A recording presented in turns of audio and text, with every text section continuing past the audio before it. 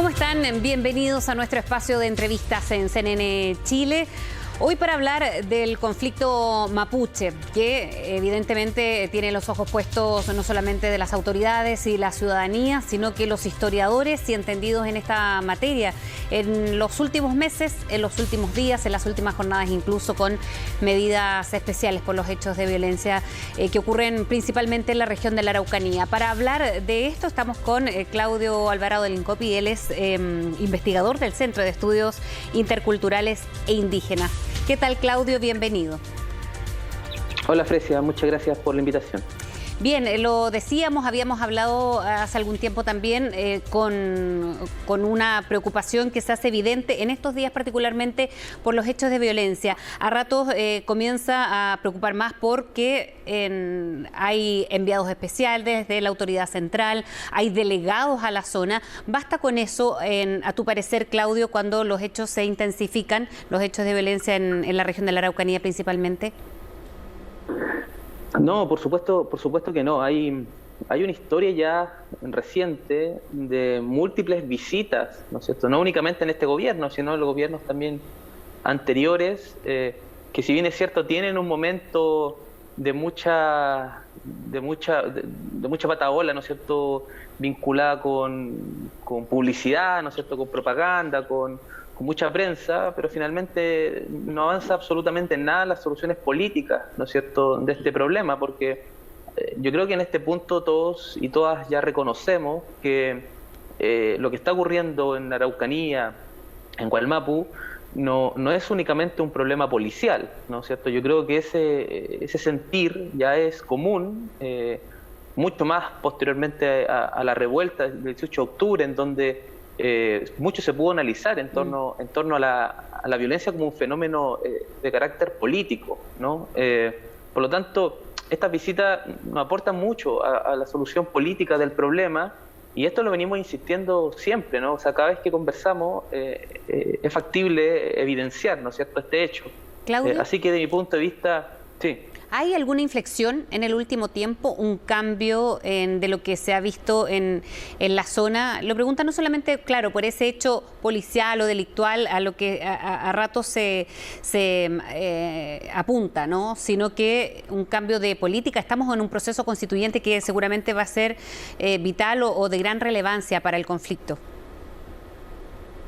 Sí, yo creo que una de las cosas más interesantes de todo el proceso que estamos viviendo como proceso constituyente tiene que ver con las candidaturas, ¿no es cierto?, del pueblo mapuche a escaños reservados. Yo creo que es un elemento político de gran alcance. El día de ayer en Panguipulli, precisamente, ¿no es cierto?, un lugar que últimamente ha estado muy en la noticia precisamente por la violencia, se hizo una reunión muy importante, ¿no es cierto?, en Coscós, ¿no?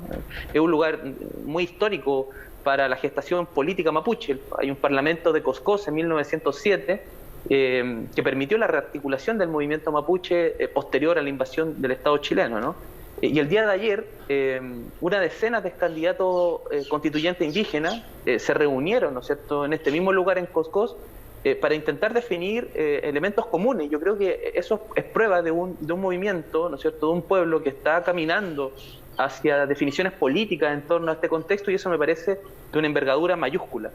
Cuando se enfoca toda la preocupación, lo decíamos, a este hecho delictual o estos hechos delictuales o incendiarios, en fin, también hay varios testimonios de fuera de la comunidad mapuche que dicen que han convivido toda la vida.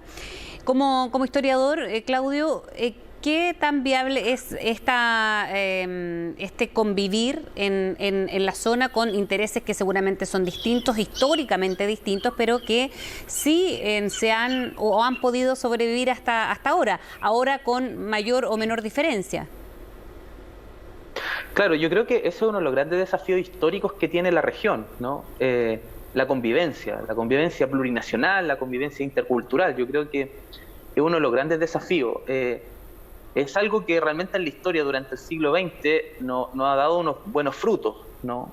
Y todos sabemos por qué, ¿no? El proceso de instalación de un modelo de sociedad, ¿no es cierto?, fue a sangre y fuego en la segunda mitad del siglo XIX y se extendió por gran parte del siglo XX.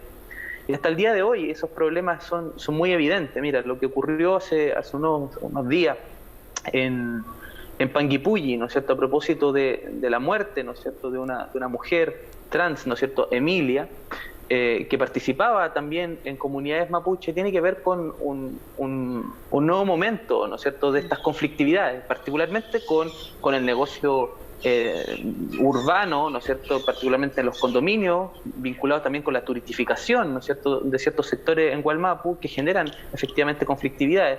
Y un poco lo que tiene que ver con lo que tú dices, ¿no? Modelos de desarrollo, modelos societales que muchas veces se instituyen incluso como antagónicos. Lo que tenemos que buscar, y eso es lo gran desafío de este momento, son puntos de encuentro, ¿no? Son puntos de convivencia. Y el pueblo mapuche, un sector importante de él, hoy día está abrazando nociones como plurinacionalidad, interculturalidad, que yo creo que pueden ser elementos muy importantes de aquí en más para intentar buscar efectivamente aquella convivencia tan necesaria, pero que permita también que la sociedad mapuche pueda desarrollar su vida bajo los preceptos también culturales que tiene, ¿no? ¿Y estamos más cerca de eso, Claudio?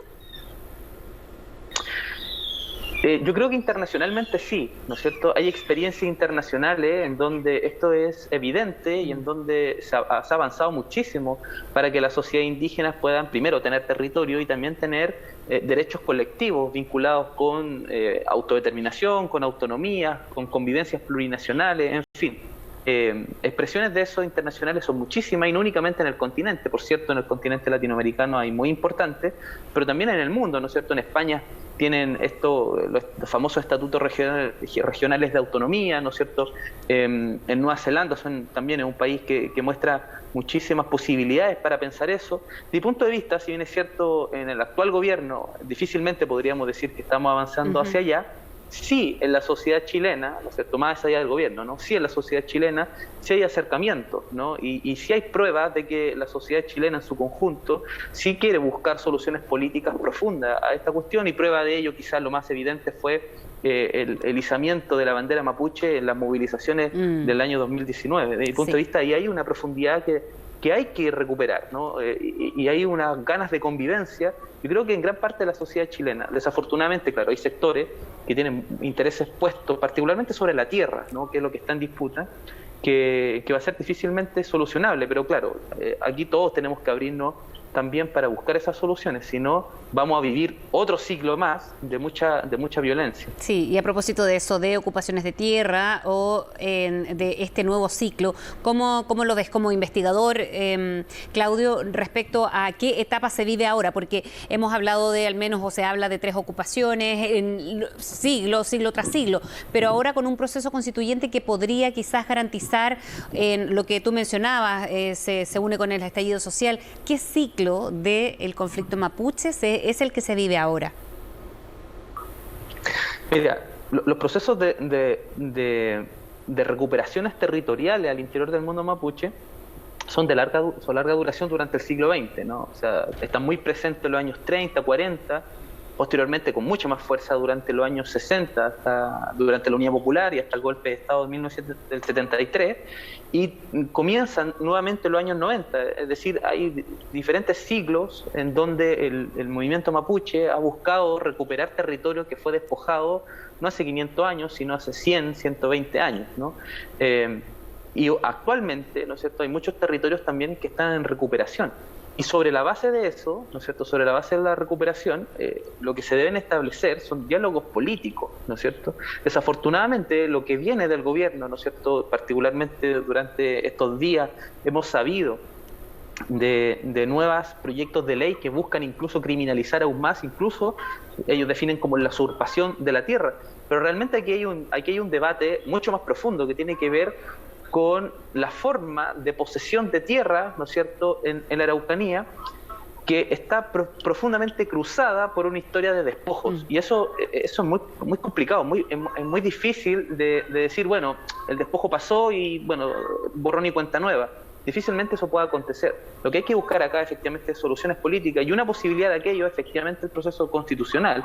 Chile en otros momentos ha abrazado estas posibilidades, ¿no? Hay que recordar que durante los años 60, no únicamente el gobierno de la Unidad Popular, sino que también el de Frei Montalva, ¿no es cierto?, buscó mediante una reforma agraria, ¿no es cierto?, una nueva forma de tenencia de la tierra en todo el país. Yo creo que estamos en condiciones para comenzar a discutir nuevamente eso con profundidad y ojo, muchas veces las reformas agrarias se observan como algo que va a debilitar la economía de los países. Por el contrario, ¿no? La forma de tenencia latifundista, ¿no es cierto? Muchas veces lo que gesta es más bien no avances en progreso, no avances en desarrollo económico, básicamente porque hay una posesión tan grande que importa poco, ¿no es cierto?, el desarrollo efectivamente de la producción. Por lo tanto, aquí hay un elemento que incluso puede favorecer para otras formas de entender la economía en Chile, ¿no? Hoy día está la región está profundamente asentada únicamente en lógicas de sacar materias primas, particularmente la forestal y con el turismo, ¿no?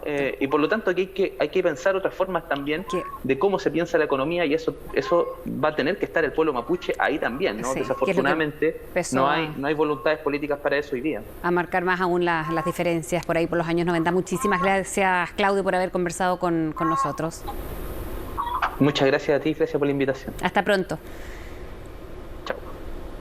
Bien, ahí estaba Claudio Alvarado Lincopi hablando con nosotros a propósito del conflicto mapuche, agudizado, lo hemos visto en las últimas jornadas. Sigan en compañía de CNN Chile. Nos vemos.